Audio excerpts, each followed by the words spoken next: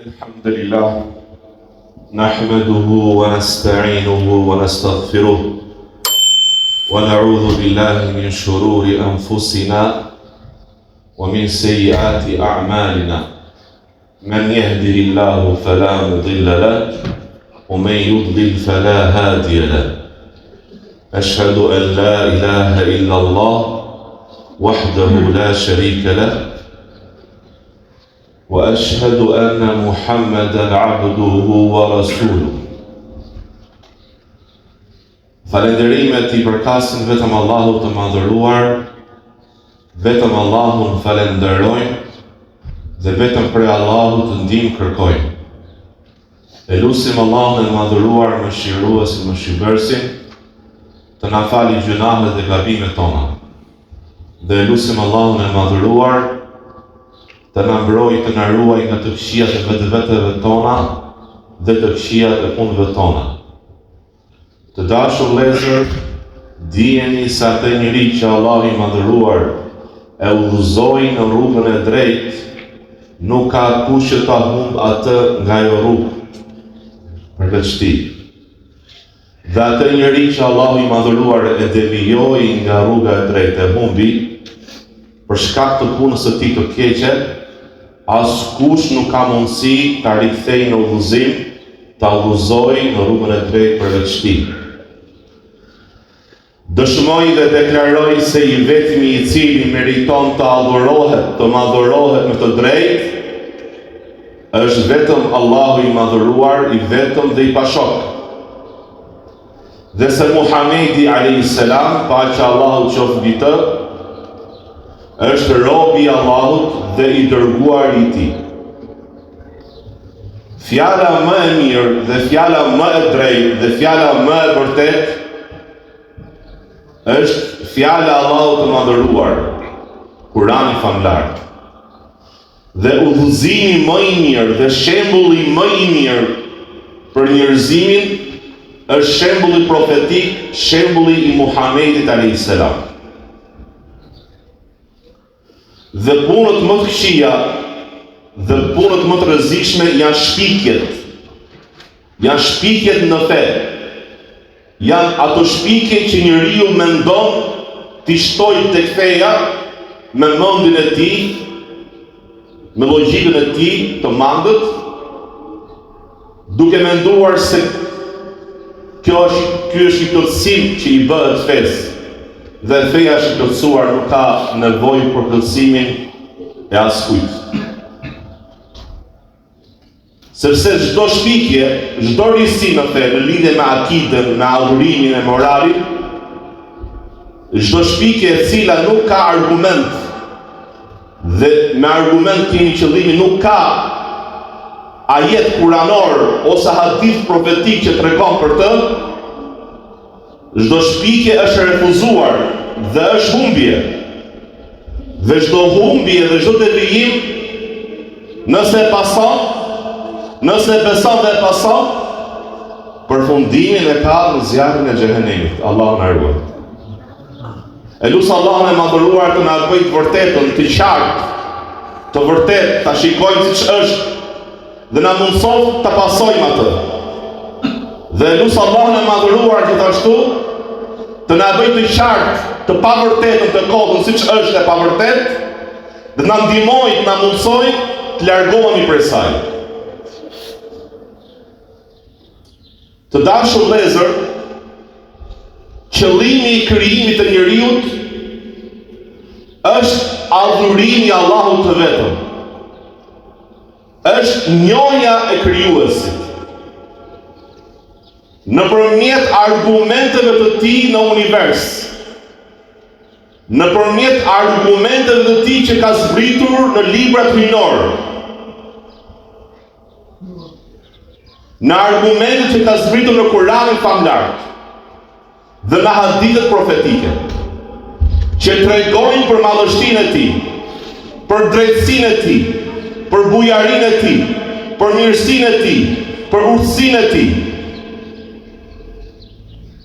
Njeriu e ka detyrë të kërkojë të studiojë për Zotin e Tij. të meditoj në argumentet që shikon në horizonte dhe në veten e tij. Dhe gjithashtu e ka detyrë të mësoj fenë e tij nga Kurani dhe Suneti, nga fjala e Allahut Azza wa Jall dhe nga rruga profetike, nga fjala e profetit alayhis salam dhe shembulli i tij praktik.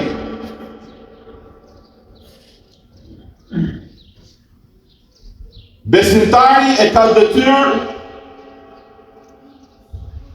të di se detyra më e madhe për të është të njihet me krijuesin e tij. Dhe prej njohjes së krijuesit është të besoj se çdo gjë në univers, në krijim, ndodh dhe është me caktimin e Allahut të madhëruar. Asgjë në këtë dynja, asgjë në krijimin e Allahut të madhëruar dhe mbretërinë e tij nuk ndodh pa caktimin dhe dëshirën e Allahut Azza wa Jall. Dhe është prej kushteve të besimit që të jesh një musliman i vërtet, të besosh se çdo gjë caktohet nga Allahu i madhëruar. Çdo gjë ndodh me caktimin e tij. Nëse ndodh diçka, dije se atë e ka caktuar Allahu i madhëruar dhe ka dashur të jetë. Nëse ndodh diçka, dije se Allahu ka dashur të ndodhë. Dhe nëse diçka nuk ndodh, dije se Allahu ka dashur të mos ndodhë. Dije se ajo që ka goditur, të ka ardhur, ka qenë e pamundur të mos vi. Edhe një herë. Ajo që ka goditur, ka ardhur si caktim, i mirë apo i keq, ka qenë e pamundur mos të vi. Dhe ajo që s'të erdhi, prej të mirës apo të keqës, ajo që nuk të erdhi, nuk ka goditur, ka qenë e pamundur që të vi. Çfarë Allahu do, ndodh. Dhe çfarë Allahu nuk do të ndodh, nuk ndodh. Në hadithin e Xhibrilit alayhis salam, profeti alayhis salam i përgjigjet pyetjes që i bën Xhibrili alayhis salam, ku i thot çfarë është besimi. Dhe profeti alayhis salam i thot besimi është besosh në Allahun, në engjëjt, në librat, në profetët, dhe thot gjithashtu të besosh në caktimin e Allahut,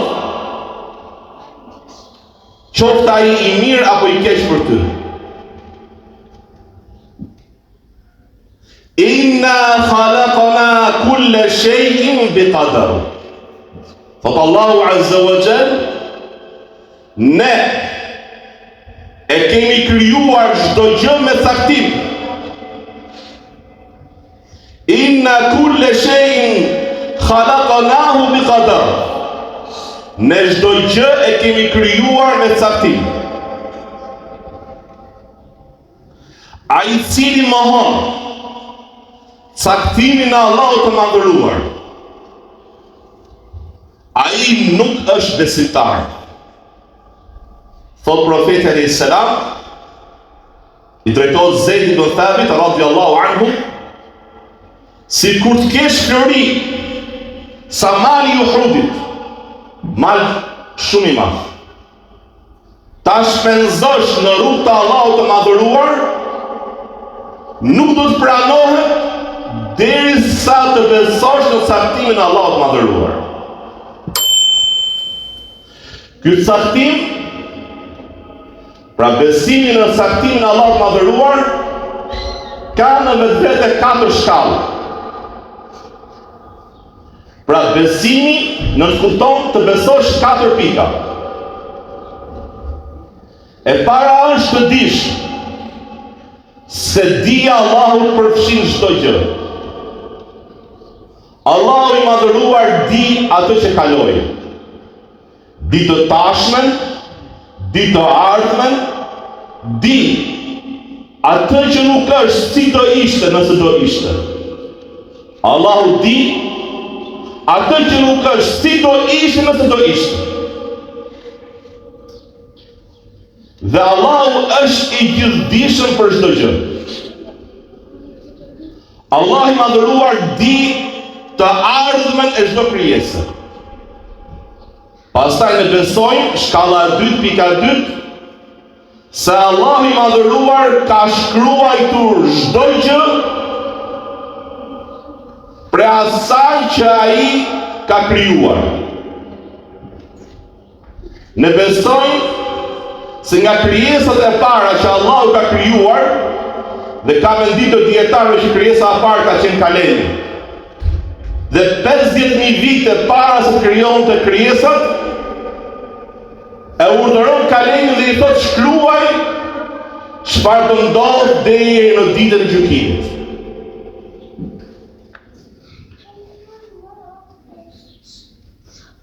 Shkalla e dytë, pas dijes së Allahut, të besojnë se Allah i madhëruar i ka shkruar çdo gjë, i ka saktuar çdo gjë. Çdo gjë është në afatin dhe saktimin e tij. Dhe shkalla e tretë, ose pika e tretë e saktimit, është që Allah i madhëruar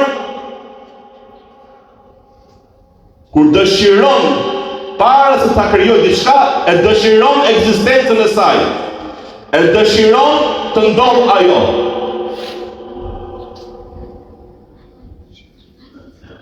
Dhe Allah i madhëruar ka saktuar që ajo që Allahu do bëhet. Dhe ajo që Allahu nuk do të bëhet, nuk do bëhet. Çdo gjë është saktuar nga i cili kur dëshiron të bëhet diçka, mjafton t'i thotë bëhu dhe ajo bëhet. Ne besojmë në saktimin e Allahut të madhëruar, i cili është i plot fuqishëm për çdo gjë. Dhe kur dëshiron që diçka të ndodhë, mjafton t'i thotë bëhu dhe ajo bëhet. Punët tona dhe dëshirat tona janë brenda saktimit dhe dëshirës së Allahut të madhëruar. Janë brenda dijes, shkrimit, dëshirës së Allahut azza wa jall. Wa ma tashauna, dhe ju nuk dëshironi diçka vetëm nëse Allahu dëshiron. Dhe kjo s'do të thotë se njeriu është detyruar në veprat e tij. Jo, Allahu i madhëruar i ka dhënë njeriu në jetën e tij të dunjas dëshirë për të zgjedhur, logjik për të ndarë gjërat të mira nga e keqja. Dhe dëshirë për të dëshiruar gjërat, për të zgjedhur ato që ai dëshiron. Dhe të veproj ato që ai dëshiron. Por se të gjitha nuk dalin nga saktimi i Allahut të madhëruar. Dhe shkalla e fundit, pasi Allahu di, dija e tij përfshin çdo gjë. Çdo gjë që të ndodh. Pasi Allahu e di e shkruan. Pasi Allahu e shkruan e dëshiron, pasi e dëshiron e krijon atë, krijim. Dhe saktimi i Allahut është e fshehtë. Saktimi i Allahut është i fshehtë për krijesat. Askush nuk ka mundësi të di saktimin e krijesave, saktimin e të tjerëve. në lidhje me çdo gjë që ka të bëjë me njeriu. Askush nuk e di të ardhmen e tjetrit. Askush nuk e di përfundimin e tjetrit. Prandaj besimtari musliman që të jetë besimtar i vërtet, që të pranohet besimi i tij, duhet të besojë në caktimin e Allahut të madhëruar. Ishte profeti alayhis salam që kur u njoftua se vajza e vajzës së tij ndroi jetë, tha këshilloni vajzën time, të duroj dhe tha, e Allahut është ajo që dha, e Allahut është ajo që mori, dhe çdo gjë tek Allahu është në caktim, të prerë, të caktuar nga ai. E lutë Allahun e madhëruar të na bëjë prej atyre që janë besimtarë me zemër, të sinqert, të bindur në çdo gjë që Allahu ka treguar dhe emëruar. Aqulu qawli hadha wa astaghfirullaha li wa lakum wa lisal mu'minin fastaghfiruhu innahu huwal ghafurur rahim. Alhamdulillah wassalatu wassalamu ala rasulillah. Të dashur vëllezër, dobitë e besimit në caktimin e Allahut të madhëruar janë të shumta. Dobitë dhe frytet që ka besimtari në caktimin e Allahut të madhëruar janë të shumta dhe madhështore. Thot profeti alayhis salam, çështja e besimtarit është gjithmonë mirë. Është gjithmonë gjendje e mirë. Nëse ai sprovohet me një fatkeqësi, e di që është nga Allahu i madhëruar, duron dhe shpërblehet. Dhe nëse i vjen një e mirë, e di që është nga Allahu i madhëruar, falenderon dhe shpërblehet. Dhe kjo i përket vetëm besimtarit. Kur je besimtar në caktimin e Allahut të madhëruar, Allahu të jep një qetësi në zemër. Qetësi për përballuar çdo lloj sprove. Gjithashtu të jep durim, një grad të lartë të besimit, durim në sprova, dhe shpërblimi i durimtarëve është pa kufi. Allahu i madhëruar thot, me të vërtetë shpërblimi i durimtarëve është pa llogari, pa kufi. Gjithashtu besimtari i cili është i bindur se çdo gjë është nga Allahu i madhëruar, është i bindur se mërzitja e tij nuk ndryshon gjë, dhe është i bindur se zemra e tij është në provë, a do jetë për durimtarëve dhe falënderuesve, apo do jetë ato të cilët nuk durojnë, apo nuk falenderojnë. Besimtari që beson bindshëm në caktimin e Allahut të madhëruar, ka mundësi të përballet me sprovat më të vështira. Dhe Allahu i madhëruar do ta qetësoj, do ta forcoj zemrën atij besimtari i cili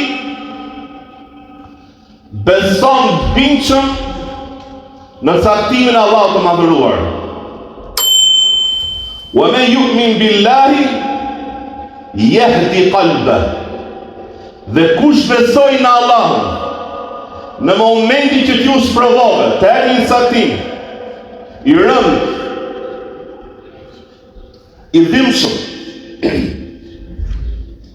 me njëherë, ti the, caktimi i Allahut dhe dëshira e tij, dije se Allahu i madhëruar, më pas do ta shtoj besimin tënd, udhëzimin tënd, do ta forcoj zemrën tënde, do të zbresi qetësinë në zemrën tënde.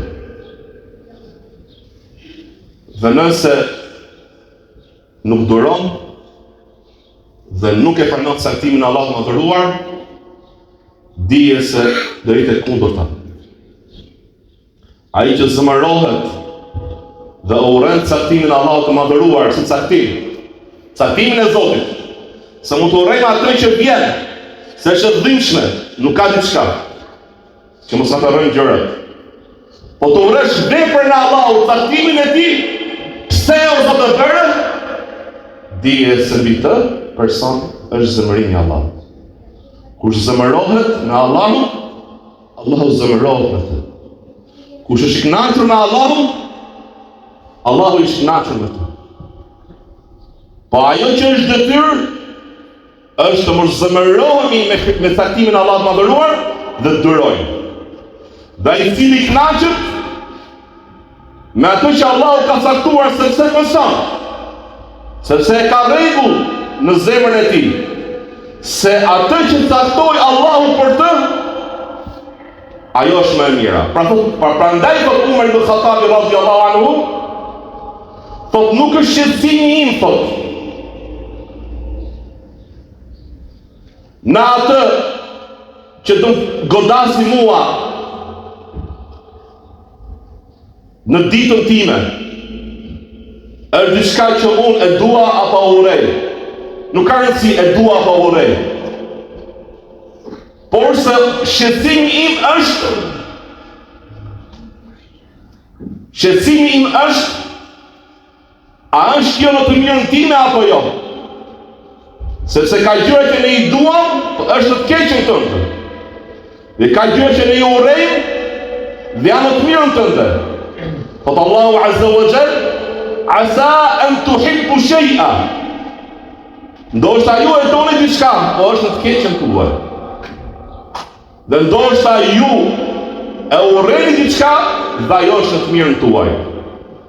Allahu di dhe ju nuk dini. Prandaj është e ndaluar rrethsisht të pyesin Allahun për veprat e tij. Po Allahu Azza wa Jall, ai nuk pyetet për ato që vepron, dhe ata pyeten për njerëzit. Çdo caktim i Allahut cilësohet dhe përshkruhet me një urtësi dhe drejtësi absolute. Dhe kush mendon se ka mundësi të njihet me urtësinë e Allahut në çdo caktim të tij, ka gabuar dhe ka humbur. Ne pranojmë caktimin e Allahut dhe jemi të kënaqur me të, qoftë e njohim urtësinë e tij në atë caktim apo nuk e njohim.